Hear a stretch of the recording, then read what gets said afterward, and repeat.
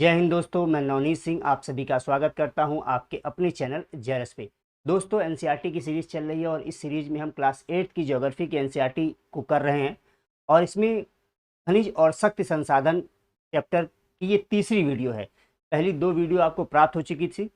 पिछली वीडियो में हम परंपरागत ऊर्जा के स्रोत के बारे में देखे थे और इस वीडियो में हम ऊर्जा के गैर परंपरागत स्रोत के बारे में देखेंगे। आवश्यकता क्यों पड़ती है गैर परंपरागत स्रोत की, हमें क्यों जरूरत पड़ गई कि हम गैर परंपरागत ऊर्जा के स्रोत को अपनाएं। तो देखिए हुआ क्या कि परंपरागत ऊर्जा के जो स्रोत हैं उनके भंडार सीमित हैं, पहली बात। अब हम सस्टेनेबल डेवलपमेंट की बात करते हैं, सतत पोषणी विकास की बात करते हैं। अब सतत पोषणी विकास के बारे में पिछली वीडियो में आपको बता चुका हूं, लेकिन दोबारा यहां बताता हूं। ऐसा विकास कि जिसमें आज हम संसाधन का उपयोग तो करें, लेकिन इतना ही करें कि आने वाली भावी पीढ़ियों के लिए भी वो संसाधन बचे और वो भी उसका उपयोग कर पाए। इसे ही कहते हो आप सस्टेनेबल डेवलपमेंट या सतत पोषणी विकास। ठीक। अब ये जो परंपरागत ऊर्जा के स्रोत हैं वो सीमित हैं, जैसे कोयला है, पेट्रोलियम है, प्राकृतिक गैस है, ये सीमित हैं। ठीक। तो अगर इनको बचा के रखना है तो हमें कोई ना कोई अल्टरनेटिव एनर्जी के सोर्स को अपनाना होगा। अब वो एनर्जी का स्रोत क्या हो गया? गैर परंपरागत ऊर्जा का स्रोत। दूसरा, जो परंपरागत ऊर्जा के स्रोत हैं उसमें प्रदूषण होता है। ठीक। जैसे कोयला जलाओगे तो प्रदूषण होगा, चाहे पेट्रोलियम जलाओगे तो प्रदूषण होगा। तो इस प्रदूषण से भी अगर बचना है हमें, तो गैर परंपरागत ऊर्जा के स्रोत को हमें अपनाना ही पड़ेगा। तो चलिए देखते हैं गैर परंपरागत ऊर्जा के स्रोत को। देखिए, जीवाश्मी ईंधनों के बढ़ते उपयोग से ऊर्जा के गैर परंपरागत स्रोत का अभाव उत्पन्न हो रहा है। ठीक। ऐसा अनुमान किया जाता है कि यदि वर्तमान दर से इनका उपभोग लगातार होता रहा तो इन ईंधनों के भंडार समाप्त हो जाएंगे। ठीक। इसके अतिरिक्त इनका उपयोग पर्यावरणीय प्रदूषण भी पैदा करता है। इसलिए गैर परंपरागत स्रोत जैसे सौर ऊर्जा, पवन ऊर्जा, ज्वारीय ऊर्जा जो कि नवीकरणीय है के उपयोग की आवश्यकता है। नवीकरणीय का मतलब क्या हुआ कि जिनका पुनः निर्माण हो पाए वो नवीकरणीय है। और दूसरी बात, तो क्या सौर ऊर्जा को आप समाप्त कर सकते हो? नहीं। क्या पवन ऊर्जा को समाप्त कर सकते हो? नहीं। ज्वारीय ऊर्जा को समाप्त कर सकते हो? नहीं। ठीक। अब देखिए, इस गैर परंपरागत ऊर्जा के स्रोत में पहला है सौर ऊर्जा। अब देखिए यहां लिखा है, क्या आप जानते हैं? तो विश्व का प्रथम सौर और पवन चलित बस अड्डा, सौर और पवन चलित बस अड्डा स्कॉटलैंड में स्थापित किया गया। तो विश्व का प्रथम सौर और पवन चलित बस अड्डा कहां स्थापित किया गया? स्कॉटलैंड में। ध्यान रखिएगा, आपके एग्जाम के पॉइंट ऑफ व्यू से इंपॉर्टेंट है। चलिए सौर ऊर्जा को देखते हैं। सूर्य की उष्मा और प्रकाश ऊर्जा हमारे द्वारा प्रतिदिन अनुभव किया जाता है। भाई, सूर्य के प्रकाश को हम अनुभव करते हैं, उसके द्वारा जो हमें उष्मा मिलती है उसको भी हम प्रतिदिन अनुभव करते हैं। सूर्य से प्राप्त सौर ऊर्जा सोलर सेलों में विद्युत उत्पन्न करने के लिए प्रयोग की जा सकती है और की जाती है। ठीक। इनमें से कई सेलों को सौर पैनलों से तापन व प्रकाश के लिए शक्ति उत्पन्न करने के लिए जोड़ा जाता है।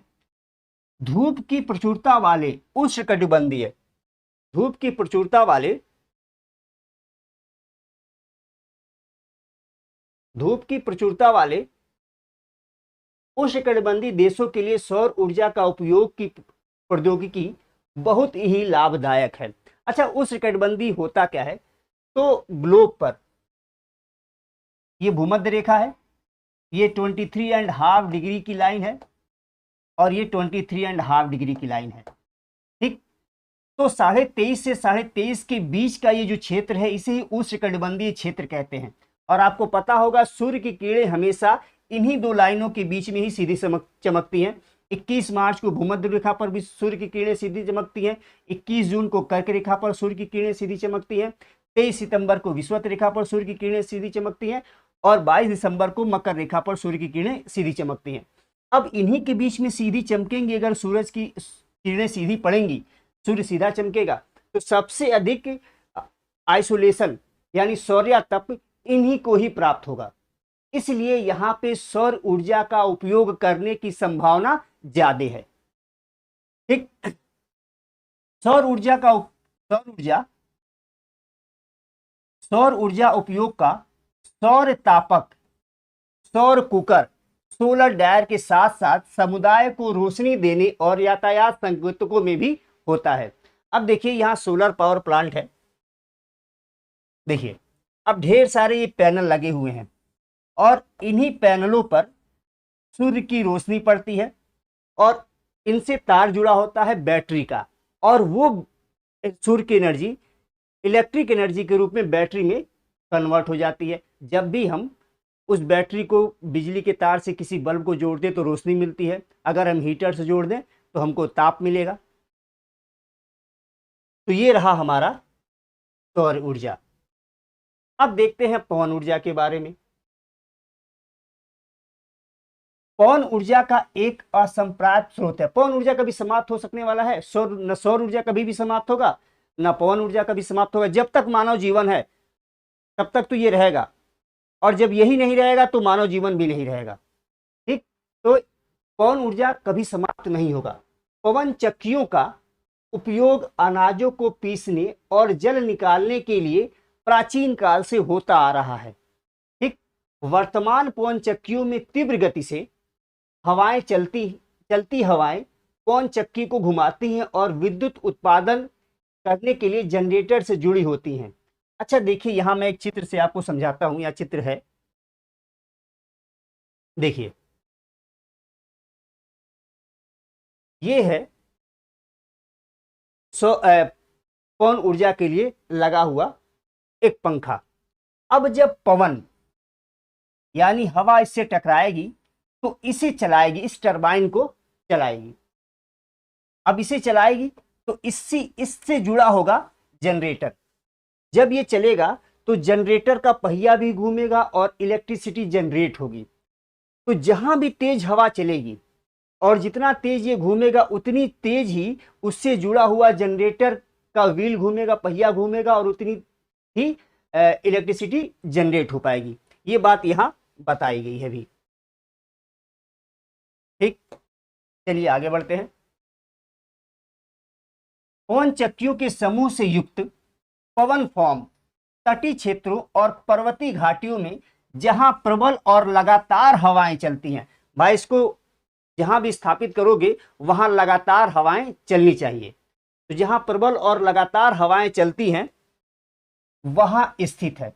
वो कौन सी जगह होनी चाहिए? आप तटीय क्षेत्रों में देखोगे लगातार हवा चलती है और तेज हवा चलती है, तो वहां स्थापित करो। पर्वतीय क्षेत्रों में, घाटियों में हवाएं उतरती हैं और हवाएं ऊपर चढ़ती हैं, तो जिसकी वजह से ये टरबाइन लगातार घूमेगा।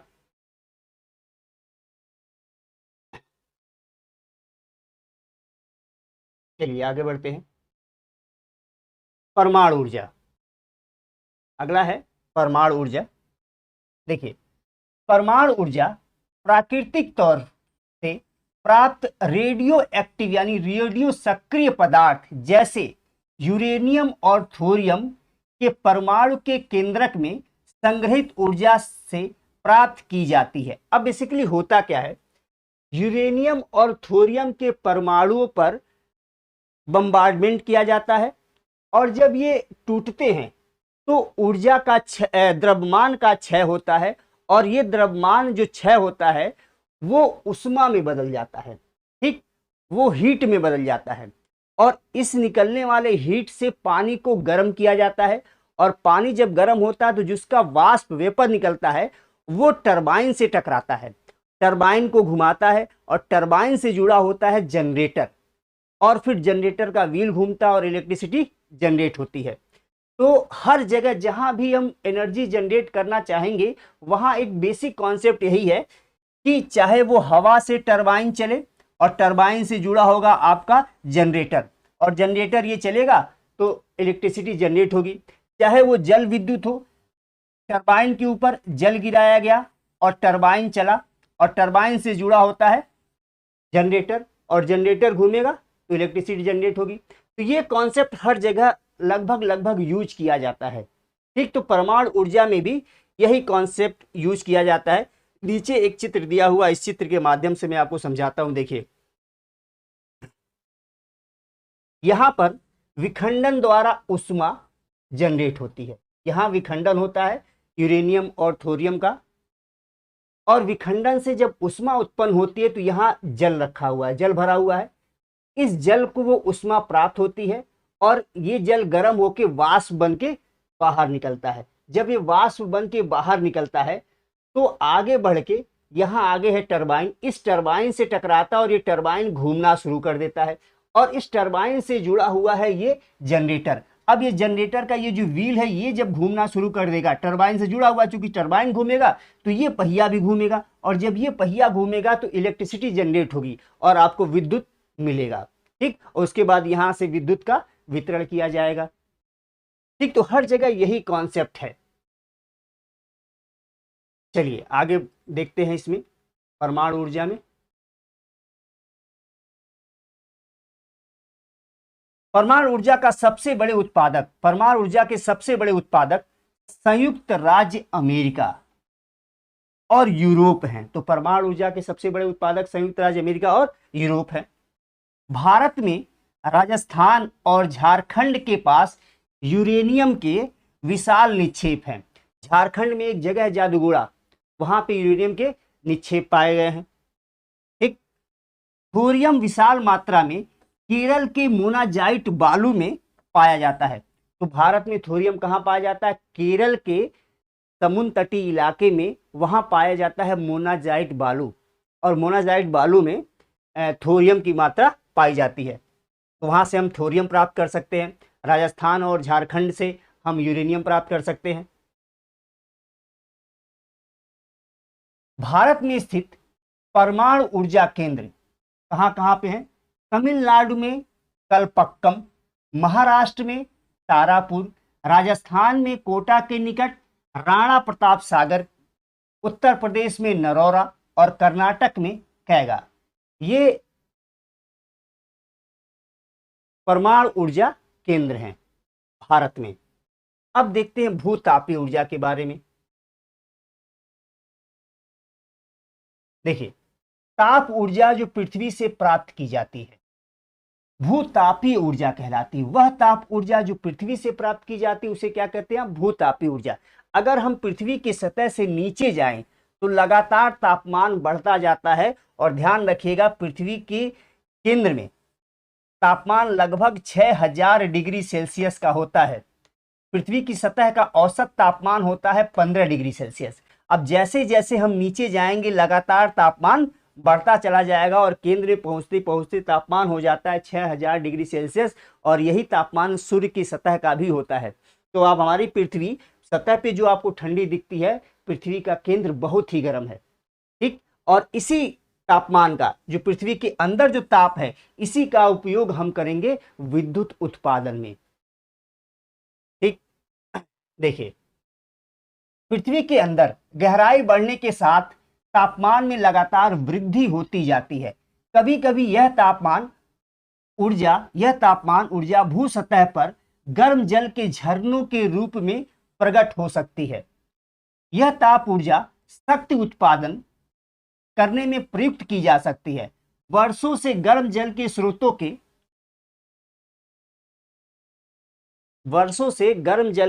स्रोतों के रूप में भूतापीय ऊर्जा खाना बनाने, ऊष्मा प्राप्त करने, नहाने के लिए प्रयोग में लाई जाती रही है। ठीक, यूएसए संयुक्त राज्य अमेरिका विश्व का सबसे बड़ा भूतापीय ऊर्जा संयंत्र है। तो यूएसए में विश्व का सबसे बड़ा भूतापीय ऊर्जा संयंत्र स्थापित किया गया है।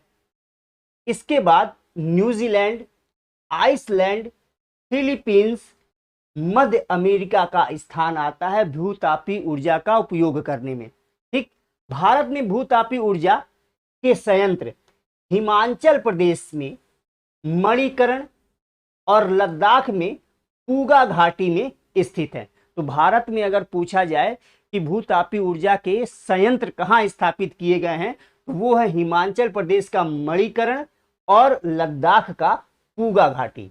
तो ध्यान रखिएगा। और यहां भी एनर्जी इसी तरह, इलेक्ट्रिसिटी इसी तरह जनरेट की जाती है।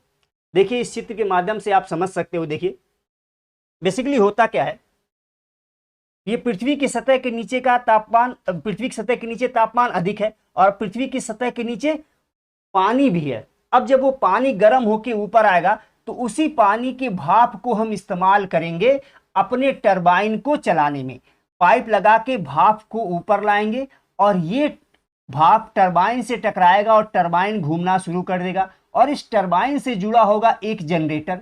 जब टरबाइन घूमेगा तो जनरेटर का पहिया भी घूमेगा और जैसे ही जनरेटर का पहिया घूमेगा इलेक्ट्रिसिटी जनरेट होनी शुरू हो जाएगी। तो यहां भी इसी का उपयोग किया जाता है। इसके अलावा तो साइंटिस्ट अब एक स्टेप आगे बढ़ने वाले हैं। इनका कहना है कि हम होल कर दें जमीन के अंदर काफी गहराई में और जहां तापमान अधिक मिलता है वहां यहां से पानी डाल दें। अगर पानी डालेंगे तो तापमान की वजह से ये पानी भाप बन के ऊपर आएगा। तो एक दूसरा होल कर दे जिससे ये भाप बाहर की ओर आए और फिर उस भाप का उपयोग हम टरबाइन चलाने और उसके बाद जनरेटर के पहिए को घुमाने में करें और इलेक्ट्रिसिटी जनरेट करें। अब एक और कॉन्सेप्ट आगे बढ़ के आ रहा है। फिलहाल तो अभी हम भूतापीय ऊर्जा का हम इस तरह से उपयोग कर सकते हैं। देखिए ज्वारी ऊर्जा अब आ जाता है हमारा ज्वारी ऊर्जा। ठीक, ज्वार से उत्पन्न ऊर्जा को ज्वारी ऊर्जा कहते हैं। अब ज्वार भाटा सुने होंगे।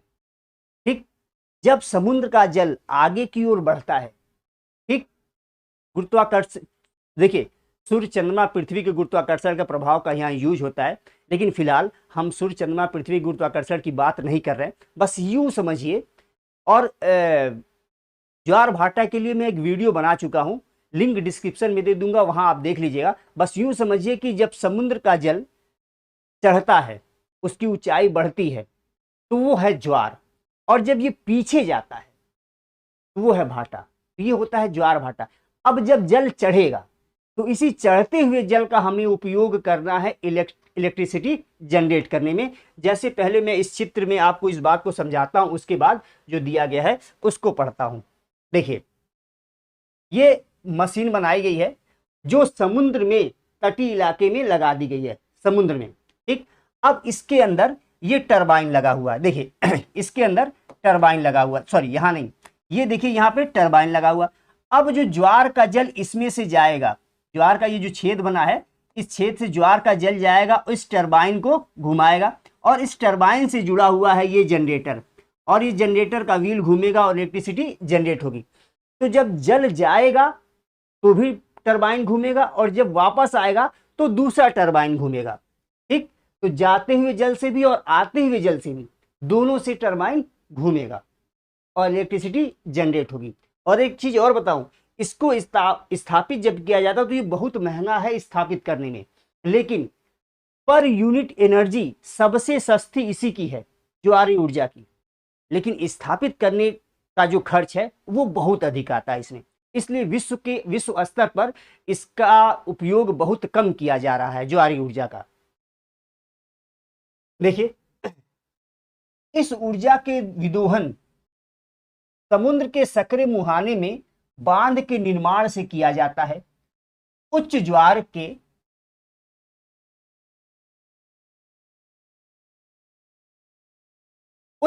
के समय ज्वारी ऊर्जा का उपयोग बाद में स्थापित टरबाइन को घुमाने के लिए किया जाता है। ठीक, जैसा मैं बताया कि जल आ रहा है यानी ऊपर चढ़ा और यहां रास्ते में लगा है टरबाइन। अब ये जल टरबाइन से टकराया तो ये टरबाइन घूम जाएगा और इसी टरबाइन से जुड़ा हुआ है एक जनरेटर, अब ये व्हील घूमेगा तो इलेक्ट्रिसिटी जनरेट होगी, और जब जल आएगा तभी और जल वापस जाएगा तब भी एक दूसरा टरबाइन लगा होगा, वो घूमना शुरू होगा जब जल वापस जाएगा।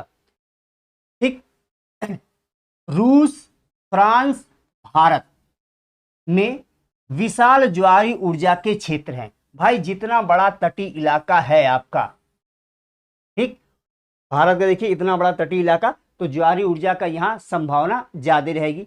अब ये बात आती है सकरी, तो आप बंगाल में चले जाओ, गुजरात के क्षेत्र में चले जाओ, तो बनावट ऐसी है कि सकरा क्षेत्र यहाँ पे आराम से मिल जाएगा, चाहे वो खंबात की खाड़ी हो, चाहे वो गल्फ की खाड़ी हो, चाहे वो बंगाल की खाड़ी की बात करें हम, तो यहाँ ज्वारी ऊर्जा स्थापित करने की बात की जाती है। भारत में पहले वेस्ट बंगाल के दुर्ग दुआनी में स्थापित किया जा रहा था प्रोटोटाइप प्रोजेक्ट, लेकिन बाद में ये गुजरात में चला गया, कच्छ में, तो फिलहाल अब गुजरात में इसको स्थापित किया जा रहा है। ठीक, तो भारत में कच्छ की खाड़ी में विशाल ज्वारी ऊर्जा का क्षेत्र है। ये हो गया आपका ज्वारी ऊर्जा। और इसमें एक क्या आप जानते हैं, ये छूट रहा था, मैं ये आपको बताते चलूं।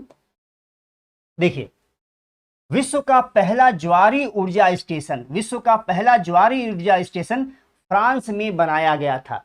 विश्व का पहला ज्वारी ऊर्जा स्टेशन कहां बना था? फ्रांस में। एग्जाम के पॉइंट ऑफ व्यू से बहुत इंपॉर्टेंट है। चलिए आगे बढ़ते हैं। अब है बायोगैस। अगला गैर परंपरागत ऊर्जा का स्रोत है बायोगैस। अब बायोगैस कैसे तैयार किया जाता है? देखिए, जैविक अपशिष्ट। अब जैविक अपशिष्ट जैसे कि मृत पौधे, जीव जंतुओं के अवशेष, पशुओं के गोबर, रसोई गैस के अपशिष्ट को गैसीय ईंधन में बदला जाता है। ठीक, और इसे बायोगैस कहते हैं।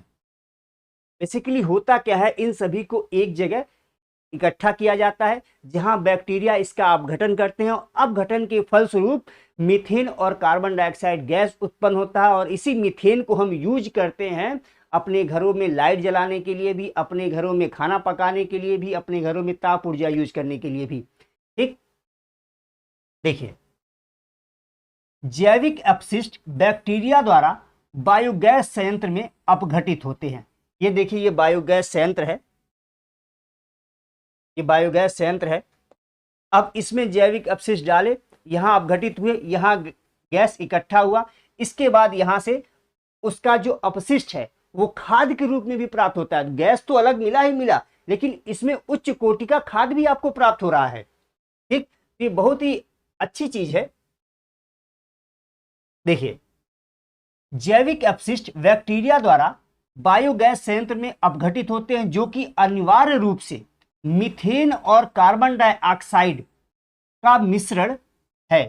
ठीक, तो ये जो बायोगैस है, इसमें क्या रहता है? मीथेन और कार्बन डाइऑक्साइड का मिश्रण। पहले बताया मैं आपको, बायोगैस खाना पकाने तथा विद्युत उत्पादन का सर्वोत्तम ईंधन है, और इससे प्रति वर्ष बड़ी मात्रा में जैविक खाद का उत्पादन होता है। यानी अगर आप खेतों में रासायनिक खाद डालते हो, तो आप जैविक खाद डालिए, साथ में विद्युत ऊर्जा भी प्राप्त, साथ में गैस प्राप्त कीजिए, जिससे आप चाहे तो विद्युत ऊर्जा, चाहे तो तापीय ऊर्जा, दोनों प्राप्त कर सकते हो। ऊर्जा सर्वव्यापी है, लेकिन इस ऊर्जा का विदोहन बहुत ही कठिन और खर्चीला है। इसमें से प्रत्येक व्यक्ति ऊर्जा को नष्ट न करके एक भिन्नता पर ला सकता है। ऊर्जा की बचत ही ऊर्जा का उत्पादन है। अभी कार्य करें और ऊर्जा के भविष्य को सुनहरा बनाएं। ठीक, तो ये लास्ट में तो कोई बड़ा चीज नहीं है, लेकिन ये बायोगैस आपके लिए इंपॉर्टेंट था। अब आपको याद रखना होगा कि बायोगैस में किसका मिश्रण रहता है? तो मीथेन और कार्बन डाइऑक्साइड का मिश्रण रहता है। ये एग्जाम के पॉइंट ऑफ व्यू से इंपॉर्टेंट है। अब एक चीज जो छूटा था, गैर परंपरागत ऊर्जा के स्रोत में जो सोर्सेज हैं, इनका फायदा और नुकसान, ये देख लेते हैं हम लोग पहले।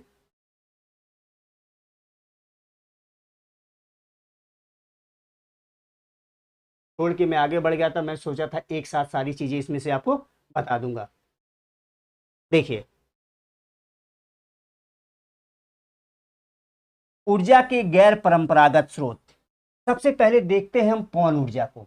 अब पवन ऊर्जा का लाभ क्या है और उस हानियां क्या है, वो देखिए। सबसे बड़ी बात तो ये प्रदूषण से मुक्त है, कोई प्रदूषण नहीं होता। हवा चलती है, टरबाइन घूमता है, टरबाइन से जनरेटर जुड़ा होता है, जनरेटर घूमता है और इलेक्ट्रिसिटी जनरेट होती है, तो कोई प्रदूषण नहीं हुआ। एक बार स्थापित हो जाने पर विद्युत उत्पादन की लागत कम होती है। एक बार अगर ये स्थापित हो गया तो विद्युत उत्पादन की लागत कम हो जाती है। सुरक्षित और साफ है, ये तो इसके लाभ हो गए। लेकिन अगर इसकी हानियों को देखें तो ध्वनि प्रदूषण होगा। टरबाइन चलेगा, जनरेटर चलेगा तो ध्वनि प्रदूषण तो होगा ही। पवन चक्कियों को स्थापित करना महंगा होता है। एक रेडियो एवं दूरदर्शन की प्रसारण संकेतों में व्यवधान आता है। बहुत ऊंचाई पर ये स्थापित किए जाते हैं, ठीक, जिसकी वजह से रेडियो स्टेशन और जो टेलीविजन के प्रसारण के लिए तरंगे आते हैं उसमें व्यवधान उत्पन्न होता है। पक्षियों के लिए हानिकारक है।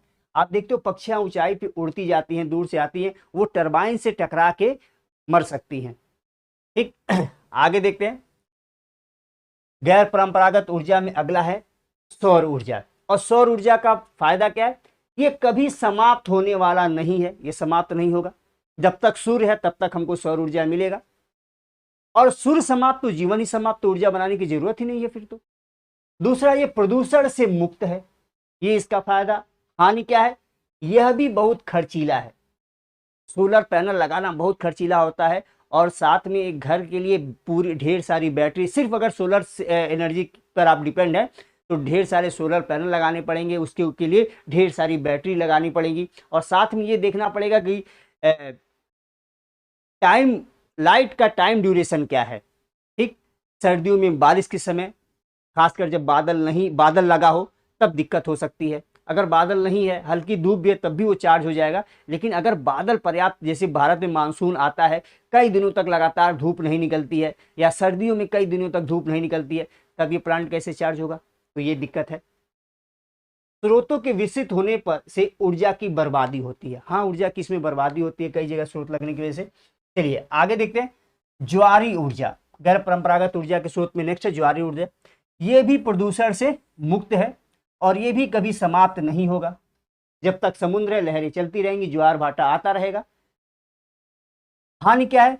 वन्य जीव आवास का नष्ट होना। भाई, समुद्र तटीय इलाकों में जो वन्य जीव रहते हैं, अगर आप ज्वारी ऊर्जा स्टेशन की स्थापना करोगे तो उनके आवास को आप नुकसान पहुंचाओगे, तभी तो ये स्टेशन स्थापित हो जाएंगे। वहां टरबाइन लगाओगे तभी तो ये स्टेशन स्थापित हो जाएंगे, तो वन्य जीव का आवास नष्ट होगा। दूसरा, दोहन में कठिन है, ठीक, ये टफ टेक्नोलॉजी है, पहले ही बताया मैं आपको। आगे देखते हैं, और गैर ऊर्जा के जो स्रोत हैं, देखिए परमाणु ऊर्जा। बड़ी मात्रा में ऊर्जा का उत्पादन होता है, ये सबसे बड़ा फायदा है, ठीक। लेकिन हानि क्या है? रेडियो एक्टिव पदार्थ उत्पन्न होता है, जो इसका कचरा होता है उसे ठिकाने लगाना और भी टफ होता है। भाई, थोरियम और यूरेनियम को आपने तोड़ा, ठीक, उसके बाद वो जो बच गया उसका कचरा, उसको भी तो ठिकाने लगाना है, जो कि रेडियो एक्टिव पदार्थ है। ये एक टफ चीज है। दूसरा, ये खर्चीला है, ठीक। नेक्स्ट है बायोगैस। बायोगैस से लाभ क्या है? लागत कम है इसका, उपयोग में ये आसान है। जैव व्यर्थ का उपयोग और बायोगैस का उत्पादन किया जाता है। अब जो व्यर्थ है, मानिए कूड़ा कचरा है जो बायोडिग्रेडेबल है, हम ऐसे ही फेंक देते हैं, इसका हम उपयोग कर सकते हैं। साथ में खाद के लिए रूप में उसका उपयोग कर सकते हैं, ठीक, और इससे बायोगैस भी बना सकते हैं। लेकिन इसकी हानि क्या है? हरित गृह प्रभाव का कारण है, ठीक, ग्रीन हाउस इफेक्ट पैदा करता है ये। आप जानते हो मीथेन और कार्बन डाइऑक्साइड का मिश्रण है बायोगैस, और मीथेन और कार्बन डाइऑक्साइड दोनों ही ग्रीन हाउस गैसें हैं, ठीक। तो ग्रीन हाउस इफेक्ट बढ़ाएगा तो ग्लोबल वार्मिंग होगी, एक समस्या यहाँ पे है। नेक्स्ट है भूतापी ऊर्जा। भूतापी ऊर्जा से लाभ क्या है? ये स्वच्छ है, पर्यावरण हितैषी है, हर समय उपलब्ध है भूतापी ऊर्जा, ठीक। हानियां क्या है इसकी? शहर से बहुत दूर अवस्थित होने के कारण विद्युत वहन खर्चीला है, क्योंकि शहर से काफी दूर स्थापित किया जाएगा, फिर उसको शहर में बिजली लाई जाएगी, तो इस पारेषण में बिजली खर्च होगा और ये खर्चीला बन जाता है। तो ये रहा आपका ये टॉपिक खनिज और शक्ति संसाधन का। खनिज और शक्ति संसाधन का ये टॉपिक अब समाप्त होता है। हाँ, सेशन को समाप्त करने से पहले मैं आपसे अनुरोध करता हूं कि अगर वीडियो पसंद आए तो वीडियो को लाइक कीजिएगा, चैनल को सब्सक्राइब कीजिएगा और अधिक से अधिक इसे शेयर कीजिएगा, ताकि अधिक से अधिक लोग लाभान्वित हो सकें और हमारी मेहनत सार्थक हो पाए। तो चलिए इसी के साथ आज के सेशन को हम समाप्त करते हैं। जय हिंद।